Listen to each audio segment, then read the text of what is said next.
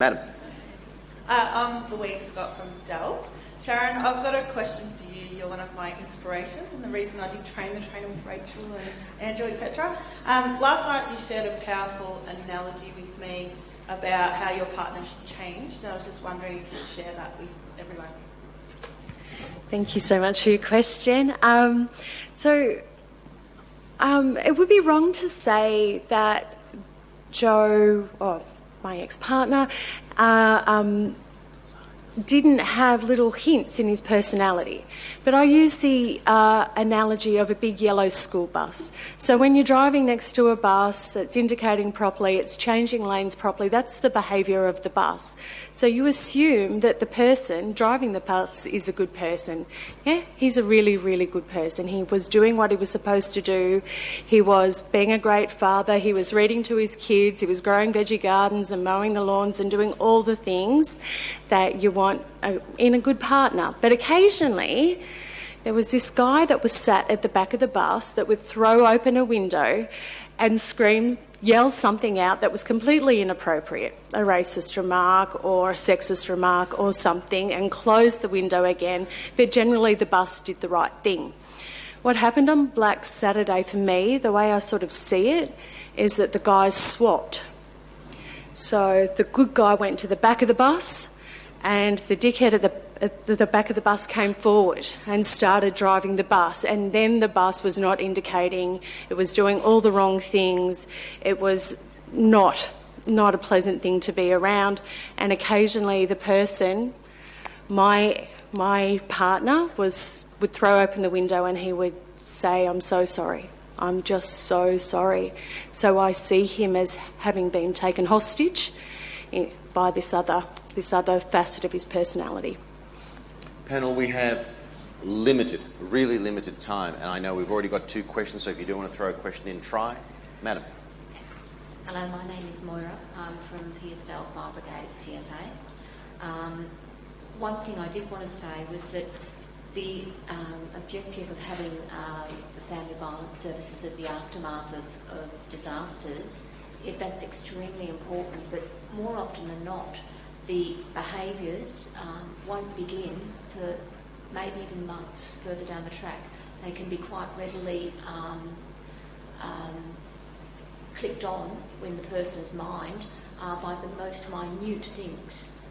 They may be going along beautifully and you think that they've gotten through it without any issues, and then something very minor can actually trigger the whole meltdown system to start within that person. So it's vital that that process doesn't stop straight after the aftermath, and when you've told everyone this is what you need to look for. There's a lot more than that. It has to go on, has to be revisited and revisited and revisited, because people won't even realise it's happening initially until suddenly it hits home and you realise that you've lost the person that you adored. And that's how it happens. And the other thing that I wanted to say was that something that we do also need to consider is that the family violence figures are almost identical for females, for women having domestic violence perpetrated to them, as it is for domestic violence being perpetrated with men to the men. And we've got to consider that our CFA brigades particularly, and I know the police are the same, everyone is trying to ensure that there are a lot more females in these services, and that's a very important thing. But also you've got to remember that they're going to be put under those pressures, and the family violence from men to men can actually occur as well. I'm not sure where the research is around the exact same figures for and who the offenders are there against men. If we look at violence and we look at men, I often look at it as a triangle. So you've got, on one end of the triangle, you've got men's violence towards themselves, so high rates of self-harm and suicide. Then you've got men's violence towards other men. So the greatest danger actually for death and assault to men is from other men. and usually it's actually men that are unknown to them.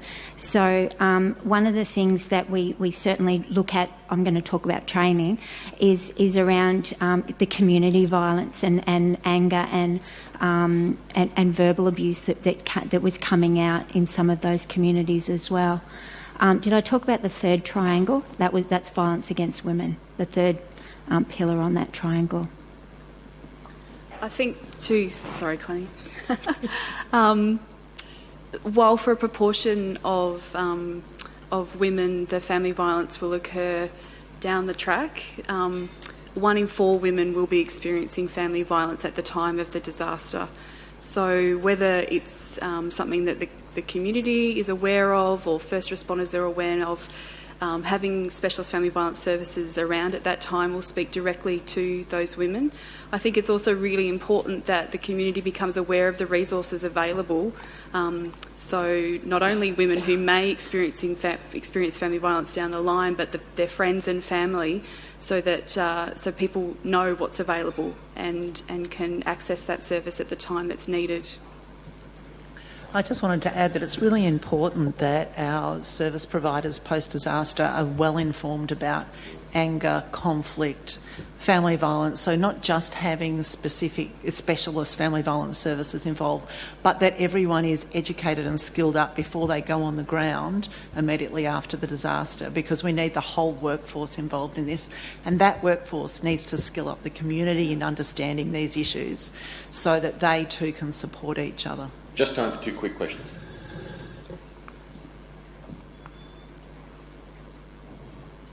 We will take it from Sharon first.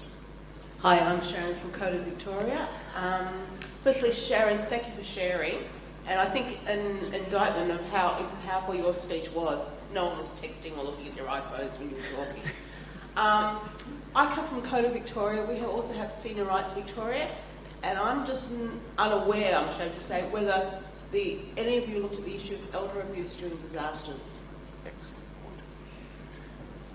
And judging by the silence.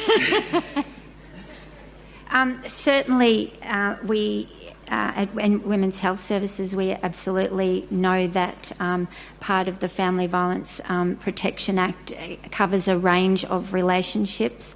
So you've got relationships within the LGBTIQ community, you've got relationships around carers for women with disabilities, you've got elder abuse, you've got vulnerable groups like women from cold backgrounds, from culturally and linguistically diverse. So as part of the training, we certainly absolutely look at the stats and the prevalence for older women in particular. Having said that, I don't know that there's a lot of research around older women's experiences post-disaster or pre-disaster. And I can imagine the financial motivations for elder abuse would just increase hugely after a disaster. It's commonly a form of elder abuse. Amanda, are you ready? Ready. Go. Amanda from the Australian Institute for Disaster Resilience. I was working on a project last year to review and republish the National Evacuation Planning Handbook. And as we do, we call on experts to assist us in that. And we called upon Dr. Deborah Parkinson from GADPOD to assist us in providing some advice about some gender issues in evacuation planning, and we got some fantastic feedback. One of the comments that we received was that in an evacuation, a person, and it's usually a woman, might not actually have the choice or the capacity or the option to evacuate if that was her plan. And for us to consider that in providing guidelines around evacuation planning. And I will confess that we didn't actually know what guidance to provide in that handbook to deal with that situation. We recognised that was a really important issue, but when it came down to writing a national guideline about assistance in evacuation planning, we didn't know how to address that. I just wondered if you've got any thoughts about what we might do next time. I think it's really critical in that we're looking again at risk communities and making sure that you're skilling up those communities to understand what the issues may be. If you think of community-led recovery, but equipping people for recovery in that sort of mitigation phase, those communities need to be made aware that family violence is likely to increase post-disaster, and that it exists now, and that all of that conflict that will occur within families is occurring now and will increase, and give them the support and go through processes to ensure that they understand what to do and how to seek help with that. And I'd like to add that I think there's a role there for specialist family violence services to do some dual planning around family violence safety planning and emergency safety planning. So in areas where there is a particular risk of disaster, specialist family violence services could be having conversations with women around what do you think would happen if there was a disaster? If you don't have access to a car or he won't let you evacuate, what is the safest possible thing that you can do? Is there any way that you could have a secret mobile phone stashed somewhere that might be useful to you in an emergency, that you can call someone else to come if that's an option? Yeah, so I think that there is a role there for the Specialist Family Violence Service to be doing some of that emergency planning.